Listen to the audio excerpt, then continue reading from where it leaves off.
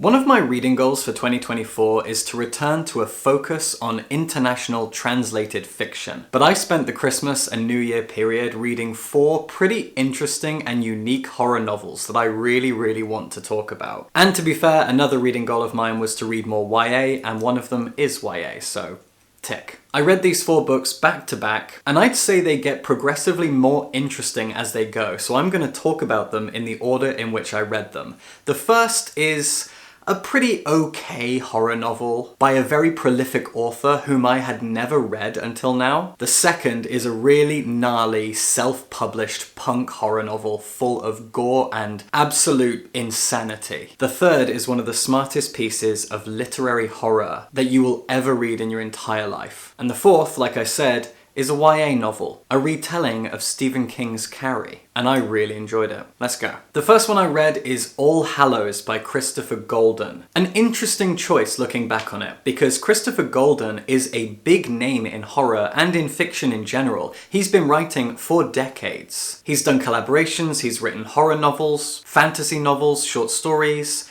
and comic books. And while his horror novels have generally been really well received, I've never read any of them. I hadn't even heard of him until recently, which is so wild to think about, so I picked up All Hallows, which at the time of recording is his latest novel. But it's only okay. I've read reviews of a bunch of his other stuff, and people often sing his praises, but came to a general consensus that this newest one is pretty mid. And yeah, I think I'd agree. All Hallows is an interesting book in that, like Stranger Things, it feeds off nostalgia, especially Gen X nostalgia. As a millennial, I find Gen X nostalgia pretty interesting, because I grew up in the 90s, and I find nostalgia for the 80s kind of sweet and culturally fascinating. I grew up playing video games, and my first console was a PlayStation. So all of the pixel art video games we have right now, and all of the nostalgia we have for the Nintendo and the Super Nintendo, I love it all. And I've gone back and enjoyed a lot of that stuff, and I also absolutely love 80s film, especially 80s horror films. Most of my favourite horror films are from the 80s. So even though I'm a millennial, I have a real soft spot for 80s nostalgia, and that's what this book leans on. It's set on Halloween night 1984 in a small suburban town in Massachusetts. Immediate Stranger Things vibes. But what's unique about this book is that there's no central character, no real protagonist. Each chapter focuses on a different person, and all of the people that we get to know within the novel all live on the same street, and it is Halloween night. It's suburbia, so there's trick-or-treating, there are Halloween parties, the street is pretty abuzz. But there are 2 families that kind of get the focus of the novel, because these are people going through turbulent times. The first family are the Barbosas. They're a married couple with 2 kids, and ever since the kids were really little, they've had this local tradition. There's a kind of small forest behind their house that their garden leads into, and every Halloween, they turn that forest into an outdoor haunted house, fun house thing. Imagine a makeshift haunted house that people walk around and get scared by, but in a forest. That's what they do. And it's always been a kind of bonding experience for the father and the daughter, who is the eldest child and is now around the age of 16. But tragically, the family have to move soon. They have to downsize because the father has been out of work for a long time, and they can no longer afford to live there anymore. So this will be their last Halloween on this street, the last haunted forest tradition. The other family are the Sweeneys, and the father of that family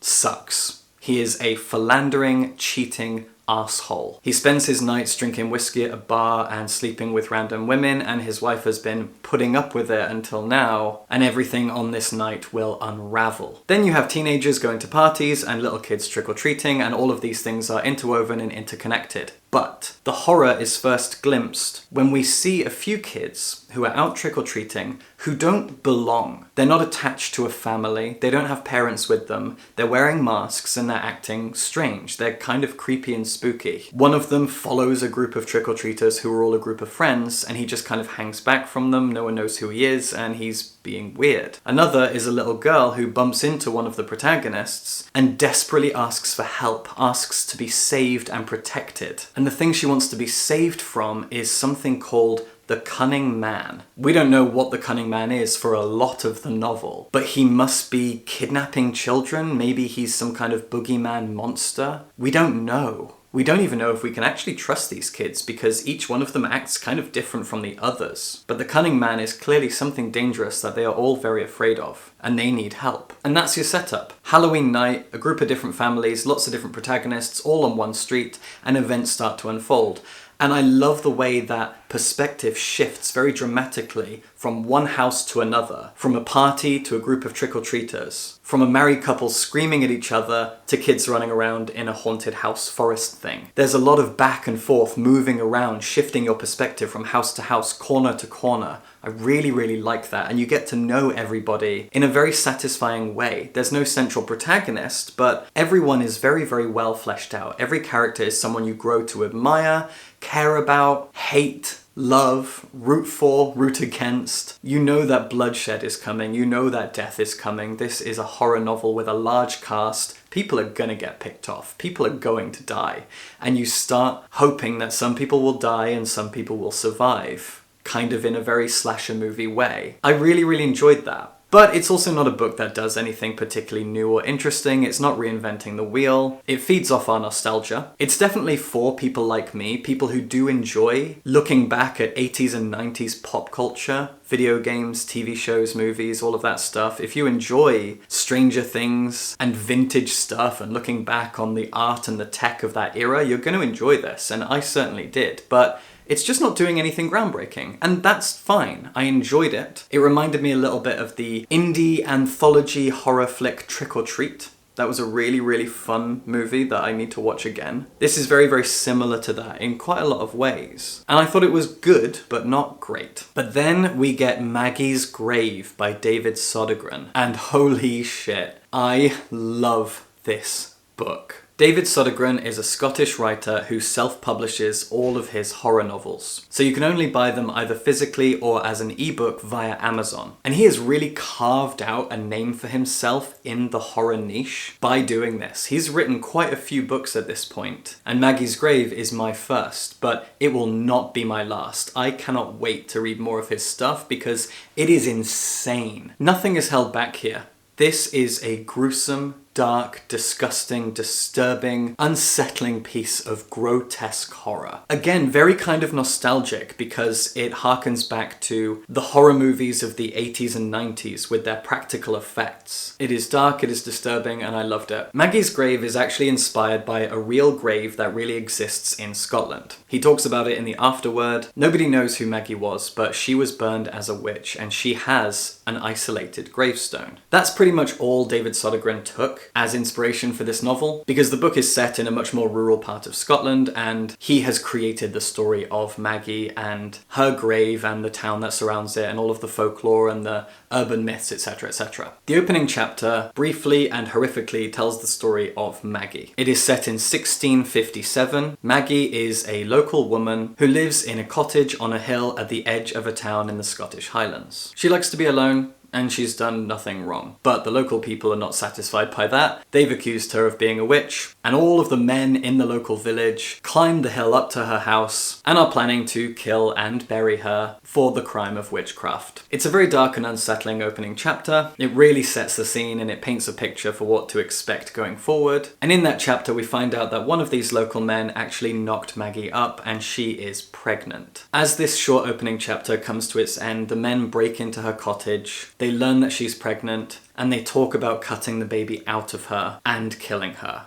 It's very, very unpleasant, but it sets up everything that you need to know going forward. The whole rest of the novel is set in the modern day, in this small town. It is an isolated place, and people have been steadily moving out and businesses have been closing and houses have been boarded up for the last few years. And now there are only like 40 or 50 people left living in this town, and only 4 teenagers, 2 boys and 2 girls. One of those girls recently had a baby. The boy that she had the baby with moved out of town shortly after she found out she was pregnant. His parents just took him away. The other girl and one of the 2 boys are a couple. And there is nothing to do in this small town for these 4 teenagers. There is a bowling alley, which is one of the only businesses left open, and they pretty much spend every night at this bowling alley, bowling, drinking, and just talking about nothing. But early in the novel, an American hitchhiker turns up. She's trying to hike the whole length of Great Britain, and she's almost made it to John O'Groats. Good for her. When she gets to the town, She asks these 4 kids, what is there to do here? And they want to impress her. So they say, well, we've got a witch. We've got a local witch. There is a stone cabin on top of the hill just outside of town, and it's just a bit of ruins now. And there is a grave there, so we could go and show you that. That's pretty cool. And this American girl spends that whole ride up there flirting with the one single boy. When they get there, the 2 of them have sex on Maggie's grave. This isn't the reason that Maggie returns. There's another reason that I won't talk about, but it coincides with it quite nicely. And that moment of sex is one of the most horrific things you will ever read in your entire life. I don't even want to describe it. I'm not sure I can describe it. I'm not sure I should. But it does lead to the 2 of them dying. And Maggie returns. That's not a spoiler. Look at the cover. But why Maggie has returned is a twist. And there are a lot of twists in this book about the myth of Maggie, the legend of Maggie, the story of Maggie, and what the town knows about Maggie. There's a lot to uncover here. And what's really fun about this book is that all the while, as I was reading it, chapter after chapter, I couldn't stop thinking about one of my favorite kids' movies, Paranorman. This is Paranorman meets Hot Fuzz, if those 2 things were the most graphic, bloody, gory, disgusting horror you had ever seen in your entire life. Paranorman meets Hot Fuzz, but make it horror. And if you've seen Hot Fuzz, it's full of gore. And if you've seen Paranorman, it is not scary, but horror-themed, like a Tim Burton film. And this is those 2 things smushed together, but just incredibly off-the-wall, bloody, gory, and gross. There you go. Maggie's Grave. An incredible, nasty piece of punk self-publishing horror ickiness. Here we have The Reformatory by Tanana Reeve Dew. One of the most incredible pieces of literary horror you will ever read, like I think I said at the beginning. This is a remarkable novel, a truly perfect piece of fiction. It's set in Jim Crow, Florida, 1950. Our protagonists are a black brother-sister pair. He is 12 and she is 16. They are Robert and Gloria Stevens. Their mother is dead, she died of cancer, and their father has been run out of town and now lives by himself in Chicago. And as the novel goes on, we find out why he was basically chased out. Now the 2 of them live alone together, and right at the beginning of the novel, there is a white boy whose father is a powerful local man. And this white boy has his eyes on Gloria. Robert and Gloria are walking down the street, they bump into this white boy, and he starts to flirt with her and make uncomfortable moves towards her. Robert tries to stick up for her, the white boy pushes him, and Robert kicks the white boy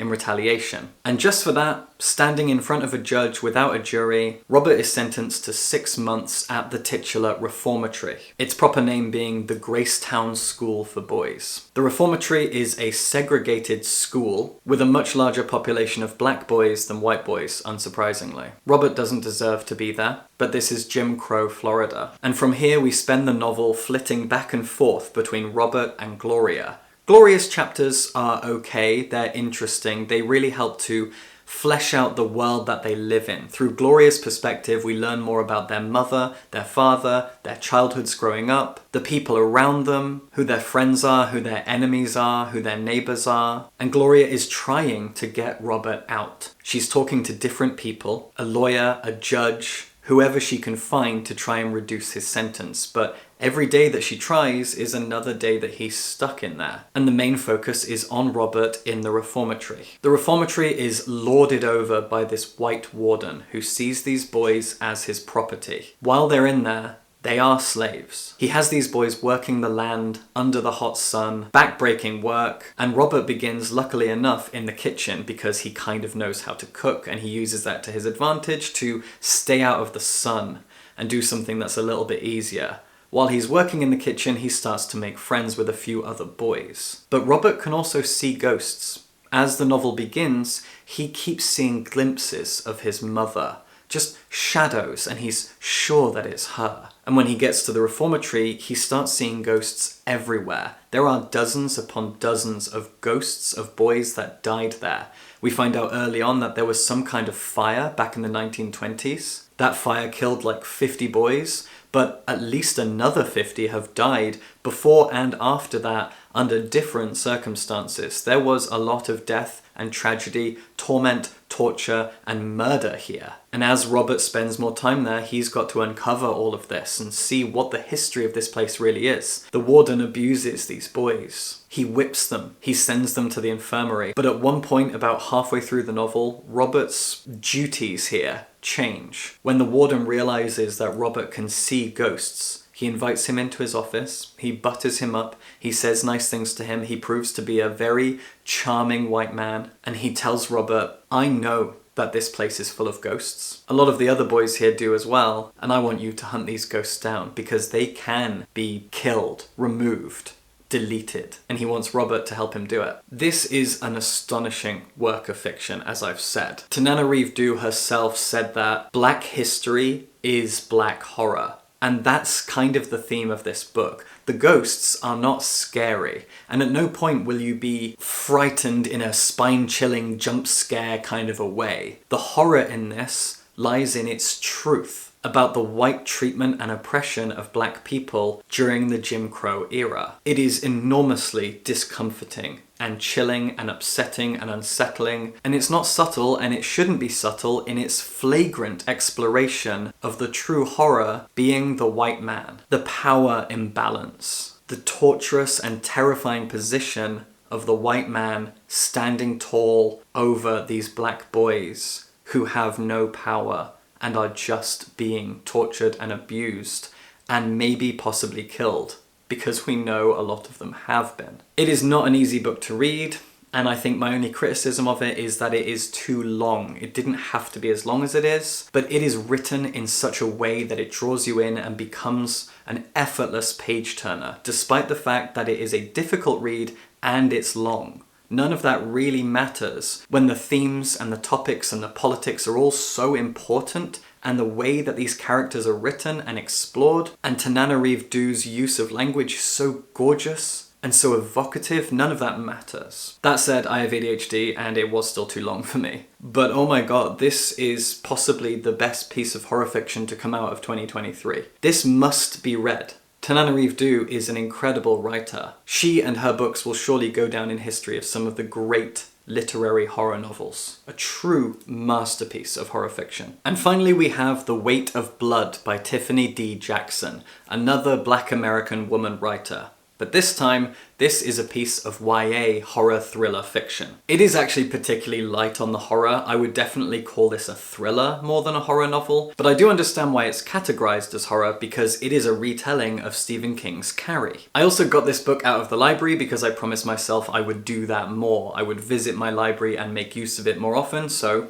I did. The Weight of Blood begins in a curious way, or it asks for a little bit of trust from the reader, especially if, like myself, they are not American. Because it's set in 2014, in a small town in Georgia, where segregation between Black and white people is still very, very common. This is a town that was basically trapped in the Jim Crow era, and that struck me as really, really weird and kind of unbelievable. But as the novel goes on, you learn more about the town and its people and small town America in general, so I just kind of bore with that. Bore?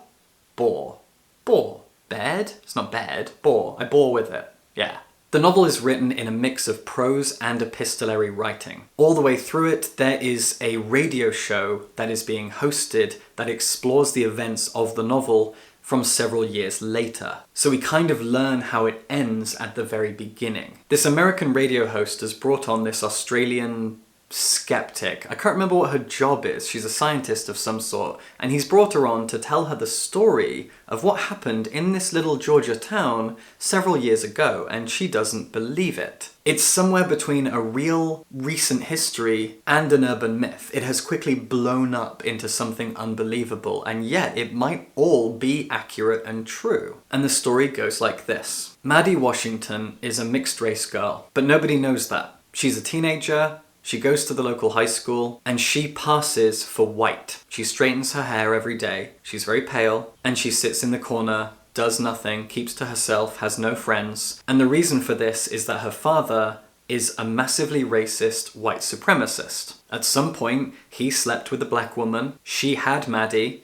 and she is now gone. Maddie never knew her, and she's been raised by this aggressively white supremacist father who has told her to hide her black identity. He is an evangelical Christian man who tells her to pray away her blackness. He's built her this closet that she prays in, and the closet has pictures of beautiful white women all around to inspire her to better whiteness. It is truly unsettling and disgusting stuff. But right at the beginning of the novel, Maddie is doing a PE class and it starts to rain, and she didn't expect it to rain. Her hair gets wet and curly and her blackness is exposed. But so is her telekinesis. When Maddie gets angry, weird things happen around her. Things move, things get thrown around the room, things happen to the people nearby. She has some kind of telekinetic power. Now, I have never read or watched Carrie, and a friend of mine said that it's probably best if I haven't in order to enjoy this fully, so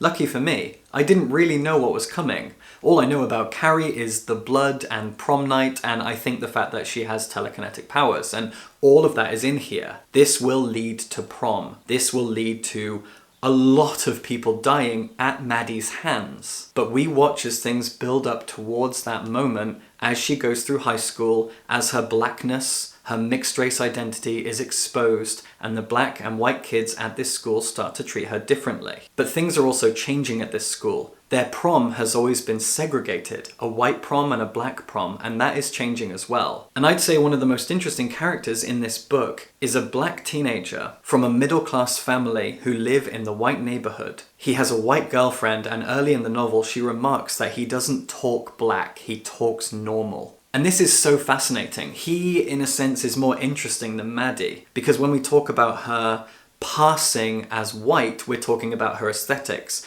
But for him, he kind of passes as white through his cultural behavior, through the fact that he talks a certain way. He's an athlete and all of the other white kids admire him, and so he fits into whiteness because his family have encouraged him to aspire to whiteness, as if whiteness is a goal. As a trans person, this strikes me really hard because there is always this talk of trans women needing to pass to look like cis women, to fit into cisgender society. And it's the same for gay and lesbian people. My father used to often grumble at the idea that gay men are too flamboyant. Why can't they be normal like us? White, cisgender, heteronormative people expect black people, gay people, trans people to toe the line, to fit into whiteness, to white society. And this book explores all of that absolutely, brilliantly, perfectly, I'd argue. In fact, thinking about it now, this black boy almost outshines Maddie in the way that his character is written and explored, even down to his name.